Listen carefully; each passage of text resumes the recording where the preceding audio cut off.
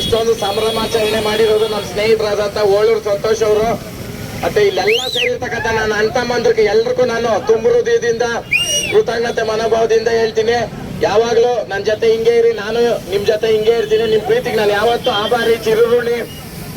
ಮಾವಿನಕಾಯಿ ಅಂತಂದ್ರೆ ಫಸ್ಟ್ ಜ್ಞಾಪಕಕ್ಕೆ ಬರೋದು ಟೊಮಾಟೊ ಮಾವಿನಕಾಯಿ ಅಂದ್ರೆ ಶ್ರೀನಿವಾಸಪುರ, ಕೋಲಾರ ಜಿಲ್ಲೆ. ಮುಂದಿನ ದಿನಗಳಲ್ಲಿ ಫಾರಿನ್ಗೂ ಎಕ್ಸ್ಪೋರ್ಟ್ ಆಗೋ ರೀತಿನಲ್ಲಿ ನಮ್ಮ ಮಾವಿನಕಾಯಿ ಹೋಗ್ಲಿ. ಪೌಡರ್ಗಳು ಹಾಕಿ ಹಣ್ಣು ಮಾಡೋದು ನಿಲ್ಸ್ರಿ. ನ್ಯಾಚುರಲ್ ಆಗಿ ಹಣ್ಣು ಮಾಡಿದ್ರೆ ಫಾರಿನ್ ಅವ್ರು ಕೂಡ ರೆಫ್ಟ್ ಮಾಡ್ಬೋದು. ಮುಂದಿನ ದಿನಗಳಲ್ಲಿ ಒಂದು ಕಾರ್ಯಕ್ರಮ ಹಮ್ಮಿಕೊಳ್ಳೋಣ. ನಿಮ್ಮ ಶ್ರೀನಿವಾಸಪುರದಲ್ಲೇನೆ ಒಂದು ಮಾವಿನಕಾಯಿ ಮಾರ್ಕೆಟ್ ಅಲ್ಲಿ ಬಂದು ನಾನು ಮಾಡಿಕೊಡ್ತೀನಿ. ಜೈ ಹಳ್ಳಿಕಾರ್. ಬಾಯ್ ಬಾಯ್ ಬಾಯ್ ಶ್ರೀನಿವಾಸ್.